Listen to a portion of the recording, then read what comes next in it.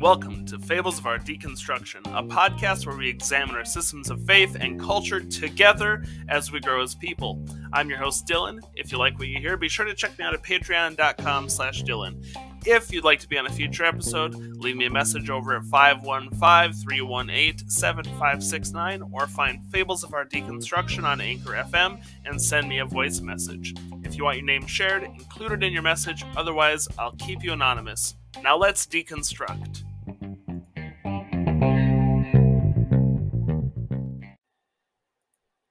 Hello and welcome back to another episode. As I said last week in our small and unexpected bonus, we're going to be talking about reasons or arguments for why we might believe something. And the things that I'm focusing on this podcast, for me, are faith-based beliefs, specifically belief in God. Now, when you bring in your calls, they can be about any belief, whether it's faith or the belief that something's good or something's not good, or the belief that, I don't know, maybe you want to go something far more mystical, like fairies. Go any direction you want to go. But this week we're going to be going through one of the many named arguments uh, for a god, and I want to start with one that's pretty simple. And after I give this argument, I'm going to give you why I think it's kind of weak, and I'll give you the reason why I believed back when I still did. So let's get into it. This week's argument is called Pascal's Wager. Now, some of you may be familiar with Pascal. It's Blaise Pascal, so he was really involved in mathematics and physics. There's plenty of information out there on him. If you want to pop over to Wikipedia or anywhere, he had a huge significance in the world of math and physics, and he eventually, towards the end of his life, got into philosophy. Now, Pascal's Wager assumes that there's a game being played that you have to play. You can't opt out. And the game is simply a coin toss. On the heads side of the coin, there is a god. And on the tail side of that coin, there isn't. And the questioning is, do you believe in it or not? And you don't get the answer to what the coin toss will be until you've decided, do I believe in God or not? So the coin flips and it spins through the air. And you've decided and it lands. Let's say you've decided there is no God. And it lands on heads, and turns out there is a God. Well, you were wrong, and now you risk, especially if this is the Christian God, because Blaise Pascal is Catholic, now you risk going straight to hell because you lacked belief. Now let's go back to the experiment, right? The game, and flip that coin again, but this time while that coin's up there flipping and flipping and flipping, you say, of course there's a God, right? But this time it lands on tails. Now that means there is no God. Now, what did you lose from believing, even if there isn't one? Now, Pascal would argue you lost nothing. You only gained whatever benefits the church or the faith could give you. Now, I could argue that there's plenty of harmful things in the church or religion itself that would definitely outweigh whatever benefit you thought you got. However, we'll table all that. So the crux of Pascal's Wager is that it's better to believe whether there is or isn't one, simply for the fact that if there is one, your faith will get you the good stuff in the end, assuming there's an afterlife. Now, this might be a compelling argument, and I've noticed when I'm perusing the internet and learning more about faith and getting more involved in what teachers are in the Bible, what teachings, what things we might have to learn, and what we could all encounter. I've come across many people making this argument as their first argument for why they believe, because it's just better to believe in if there isn't one, because you don't want to be wrong, because in reality, this coin flip doesn't end until you die. You don't get the answer then, right? But I've also seen plenty of very educated scholars and atheists break this apart. And the thing that makes me feel like this is a bad argument is that Pascal's really only looking at it through the lens of the Catholic God as prescribed during his lifetime. And that doesn't even come in close to like, what does Catholicism interpret as God now? What does Catholicism interpret as repercussions for faith now? This entirely ignores all other faiths, such as Hindu or Islam or any faith you might have, even Wicca. You perhaps you're still Nordic and believe in Zeus, not Zeus, excuse me, Odin. Perhaps you're still in those realms.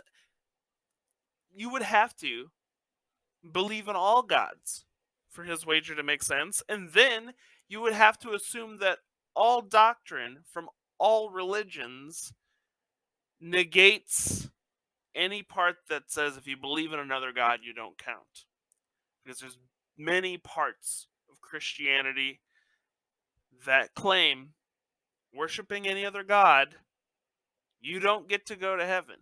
Doesn't matter if you acknowledge that the Christian god exists, there's no outcome for you. So I think that's a really bad argument. I think Pascal's Wager is bad because it is super narrow. It's got blinders on. It comes from a viewpoint that kind of feels that if there is a God, the only answer is a Christian God, which we lack a lot of evidence for. And so I don't think it's a good reason. So if you're out there in a theological sense, and if you're going to call a show like Matt Dillahunty's and argue with a guy instead of calling a show like mine where you just get to tell your part, that's a bad argument to lead with. So that being said, I want to break in to one of the major reasons why I believed when I did believe. Now, there's probably more than one reason anyone believes any one given thing. And I know for me, there's definitely more than one reason why I had faith when I did. Now, we can set aside the fact that simply growing up in a faithful family indicates you'll likely have faith, because that's definitely the case for me. We began in my lifetime as Methodist and then became Lutheran, and religion was always a part of our home.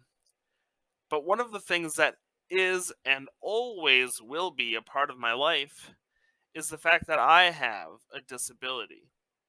Now, thankfully, this is a minor disability. I have limited use of my right hand and right leg because of cerebral palsy. There's a lot of reasons why people get cerebral palsy, but largely it's in utero reasons, brain lacking oxygen. Sometimes it's an umbilical strangulation and stuff like that. And growing up, people around me would tell me that it is a blessing that you're here. God made sure that you're here because, yeah, you might have this disability, but you're so lucky you got to be one that lived. It's clear that it was more God than it could ever have been luck. And I think that felt empowering, right? That tells you, like, hey, I'm special because this guy, this figure that I can't see, this figure that I can't comprehend, thought I mattered. And so it went out of its way to make sure I got to come into this world. It prevented any greater damage to make sure I came into this world.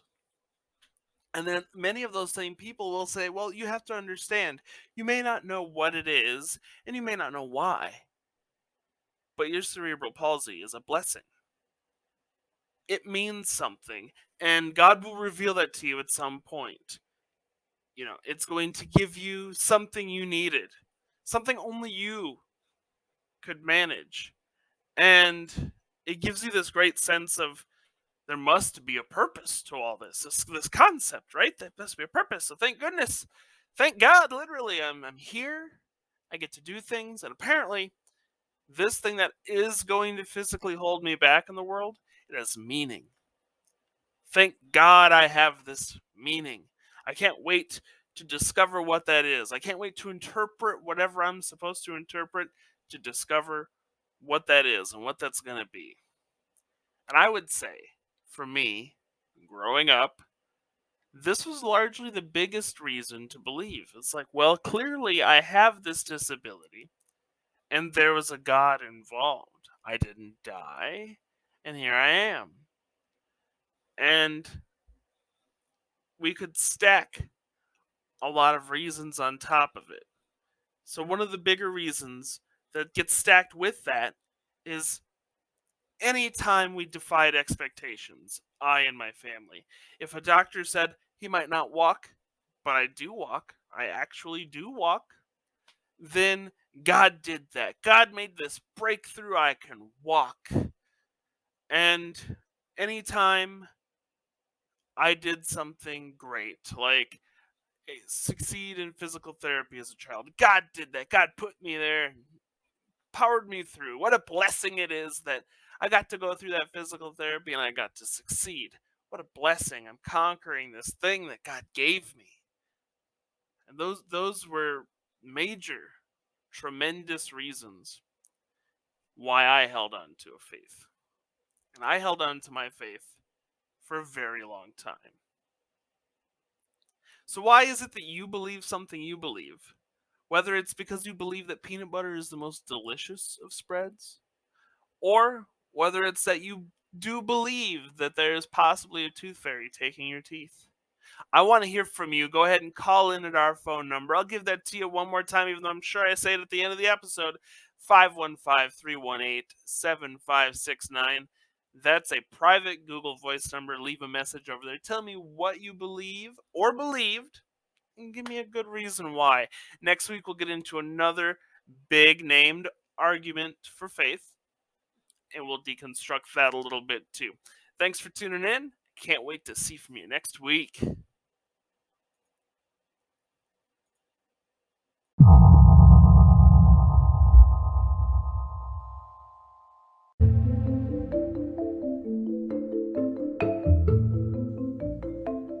This has been Fables of Our Deconstruction.